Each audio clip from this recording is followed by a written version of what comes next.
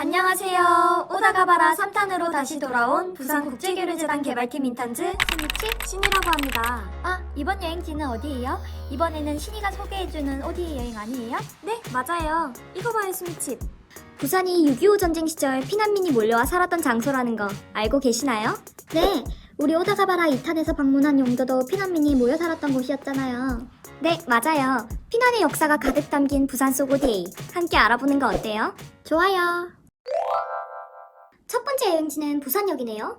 여기는 정말 많은 관광객들로 북적거리는 곳이잖아요. 맞아요. 지금은 관광객들이 많지만 과거에는 피난민들로 가득한 장소였다는 거 알고 계셨나요?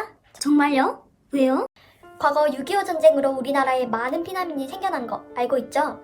부산역을 통해 수많은 피난민들이 전쟁을 피해 부산으로 들어왔고 새로운 삶을 시작하게 됐어요.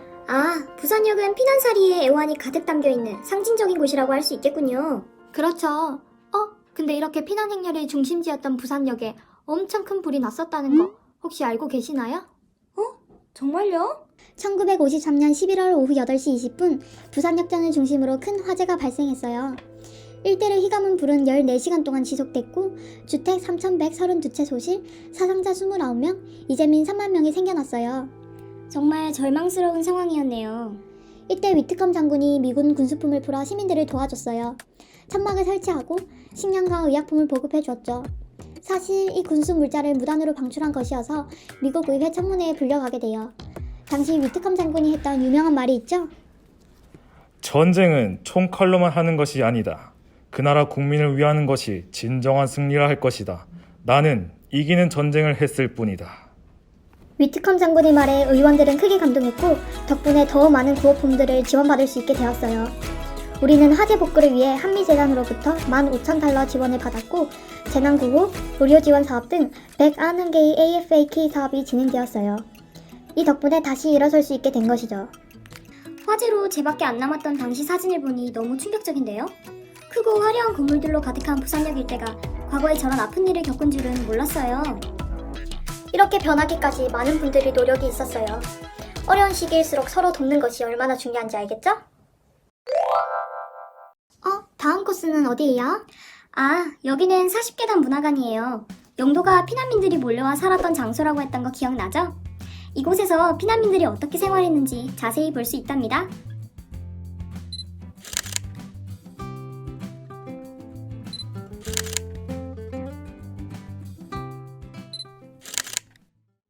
사진으로만 봤던 장면들을 실제 모형과 영상으로 보니 정말 색다르네요. 그러게요. 막연했던 피난민들의 삶을 어느 정도 가늠할 수 있게 된 것 같아요. 스미칩. 여기 근처에 메리노 병원이라고 있는데 여기도 국제적 지원을 받아 세워진 병원이라고 하네요. 정말요? 어서 가봐요. 와, 근데 이 병원도 과거에 국제적 원조를 받았다고요? 네. 어떤 도움이 있었는지 한번 알아볼까요? 좋아요. 메리놀 병원은 1950년 4월 부산 중구에 문을 열었어요. 개원 후 활발한 의료 사업을 펼친 병원이었죠. 하지만 6.25 종전 이후 피난민 환자들이 대거 몰려왔고 이를 감당할 입원 시설과 전문 의료 인력이 매우 부족했어요. 따라서 지상 3층 160병상 규모의 종합병원 증축을 결정하게 됩니다. 병원 증축을 하려면 엄청 많은 돈이 필요했을 것 같은데요? 당시 재정적으로 어려웠던 시기 아니었나요? 그렇죠. 그래서 원조를 통해 자금을 마련했어요. 위트컴 장군은 AFAK 기금을 조달시키고 예하 부대원의 월급 1%를 병원 신축 기금으로 헌금하도록 했어요. 하지만 이곳으로는 충분한 자금이 모이지 않자 그는 한복을 꺼내 입었어요. 한복을요? 왜요? 위트컴 장군이 직접 갓을 쓰고 수녀들과 미군 병사들에게 한복을 입혀 거리에서 건축 자금을 모금했어요.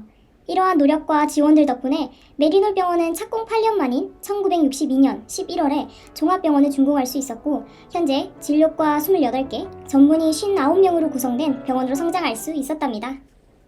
1950, 60년대는 우리나라의 의료시설과 기술이 부족했지 않나요? 네, 그렇죠. 하지만 메리놀 병원이 세워진 덕분에 부산 시민들이 필요할 때 의료 서비스를 누릴 수 있었던 것 같아요. 그게 바로 우리 ODA가 필요한 이유군요. 그렇죠. 스미칩. 우리 개발팀도 의료 ODA 사업을 진행한 거 알고 있나요? 우리 팀이 부산 해외봉사단을 2009년부터 파견하고 있다고 들었어요. 지난 7월에는 캄보디아 프놈펜시에 봉사단을 파견해서 의료 관계자와 주민들을 대상으로 심폐소생술, 보건, 위생교육을 진행했다고 알고 있어요.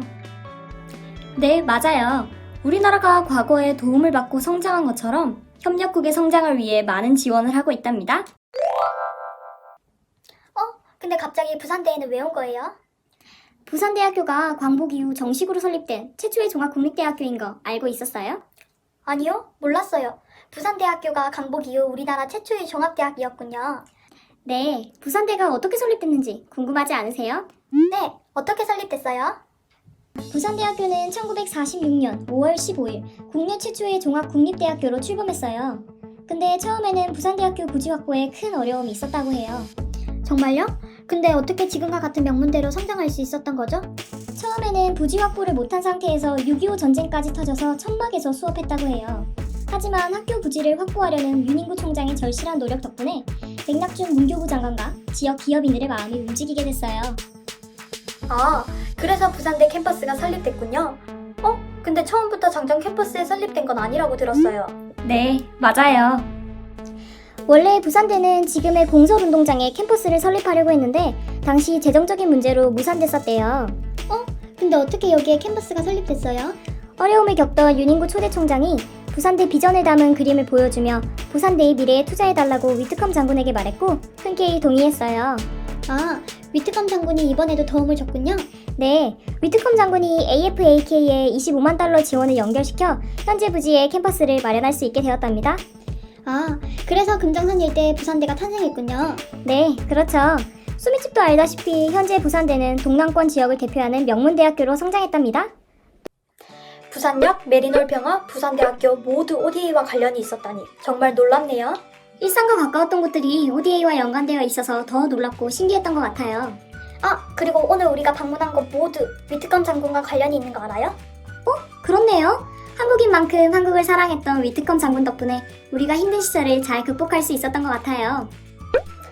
그리고 며칠 전 기사를 보니 위트컴 장군의 헌신을 기리기 위해 동상 건립도 결정됐대요.